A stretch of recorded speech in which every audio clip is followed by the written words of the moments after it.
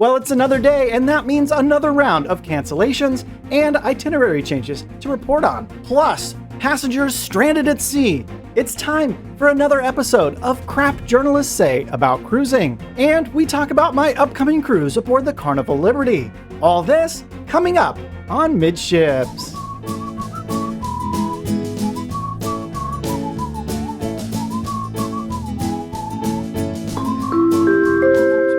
Hey, welcome to the Midships YouTube channel. I'm your Captain Corey, and thank you so much for stopping by the channel yet again today. Well, there's cancellation news, so why wait? Let's hop right into it from cruiseindustrynews.com. Celebrity cancels 4 Eclipse cruises. Celebrity Cruises is canceling 4 one-week-long sailings on the Eclipse, departing March 26th through April 16th of 2022. In a letter sent out to guests, Celebrity said the following: Celebrity Cruises has been working closely with health and government authorities in each country we sail from to continuously evaluate our operational plans and ships' itineraries. As a result, we will be suspending 4 Celebrity Eclipse sailings departing March 26th through April 16th. The first 3 sailings are West Coast cruises leaving from Los Angeles, and the April 16th itinerary would see the Eclipse repositioning from Los Angeles up north to Vancouver. And in addition to cancellations, Royal Caribbean is struggling with the itinerary for at least one of their Oasis-class vessels. Let's learn more from cruisehive.com. By Melissa Mayntz. Royal Caribbean cruise ship changes itinerary due to berthing conflicts. Guests boarding Royal Caribbean's Allure of the Seas on January 22nd have already been advised of itinerary changes for their upcoming sailing.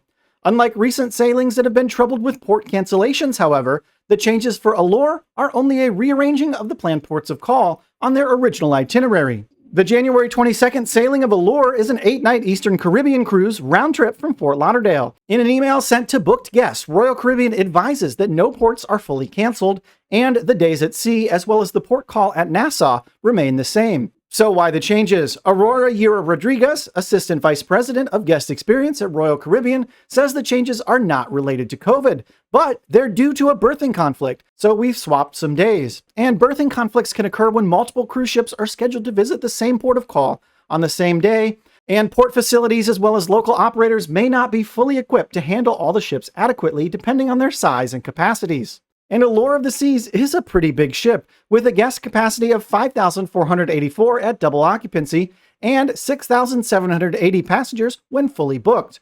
Although most cruise ships are not yet sailing near full capacity. So it honestly sounds like you're really not missing out on anything on this cruise aboard Allure of the Seas. Actually, reading further down in the article, I noticed that you're actually going to be arriving in some of your port calls now on less busy days, so it might actually be a benefit more than a drawback to have this little change in itinerary for Allure of the Seas.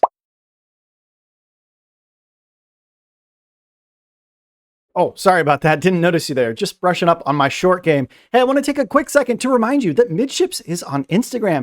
You can follow us at Midships Cruise. Also, if you're new to the channel, I want to let you know all the articles referenced in today's Midships episode can be found linked in the description below this video. While you're down there, why don't you check out the link to my Amazon influencers page? It's a great place to shop for cruise swag that I take with me on every single cruise.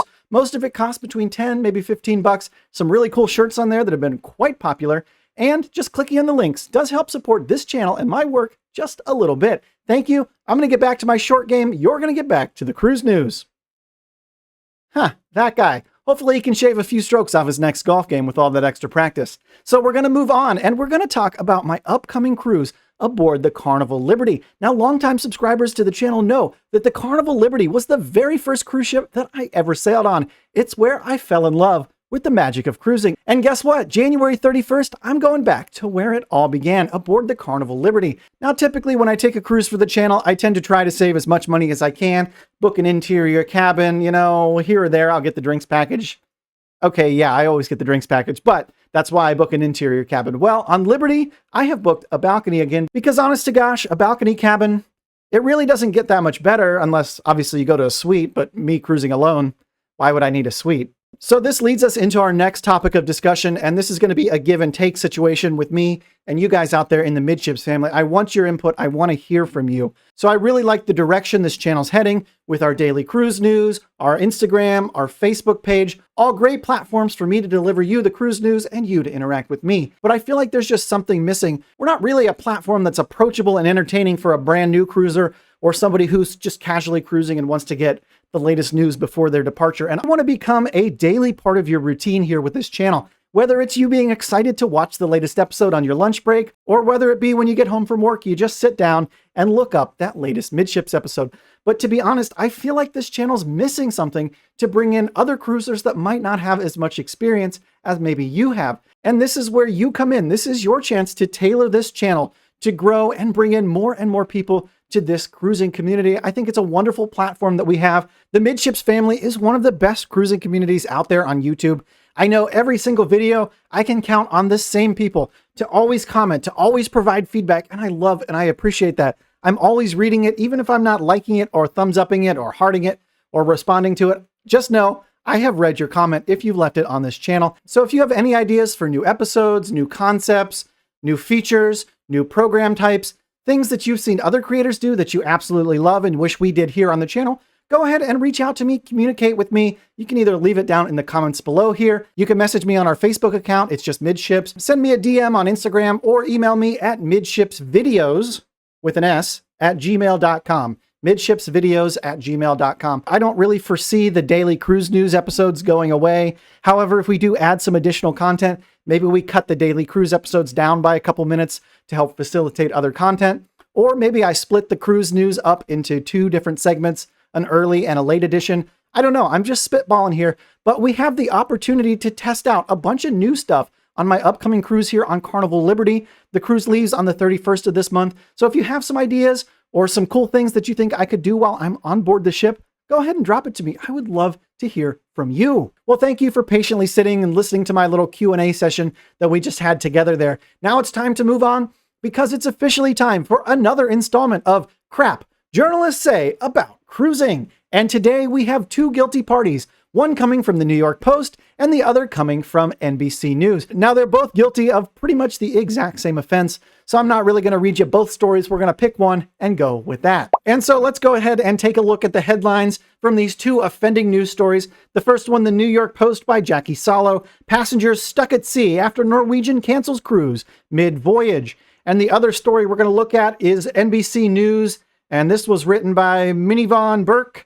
And this one's entitled Passengers Stuck at Sea After Norwegian Cancels Caribbean Cruise Mid-Voyage Due to COVID. So you kind of start to see a pattern. It's like we're just reading recycled stories from one or the other news source. It's not really like there's a whole lot of original things probably going on in these articles. But when you read a title that says people are stuck at sea, well, you have to read the article because where are they stuck? What's wrong with the ship that they can't get anywhere? So let's go ahead and read the article and see if they're stuck at sea. And I'm going to pick New York Post's article because it just happens to be the one that's still open. Travelers on a Norwegian cruise ship in the Caribbean have become stuck at sea after the company called off the trip mid-voyage due to COVID issues, according to reports. And after the first literal sentence, we are already into recycled news. Of course, Amy, we talked about her yesterday. This article does have some new quotes from Amy, so I'll share them with you.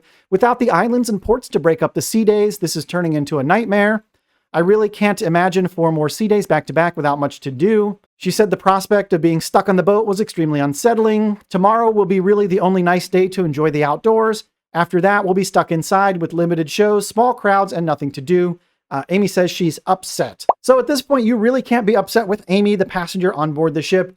The way a person feels about a certain situation is the way a person feels about a certain situation. Obviously, she's not lashing out and saying horrible things about the cruise line.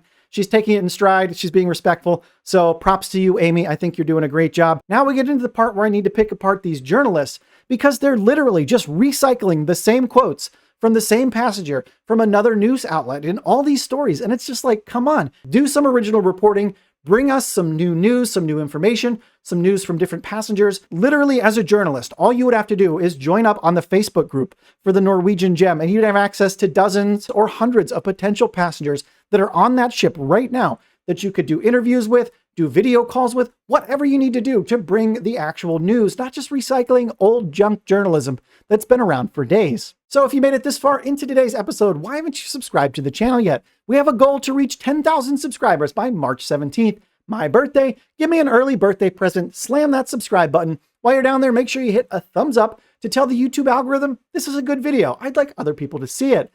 Thanks so much for stopping by the channel today, and until tomorrow, we'll see ya on the Midships. La la la la la la la la la la. la la la la la la la la la la la la la la la la.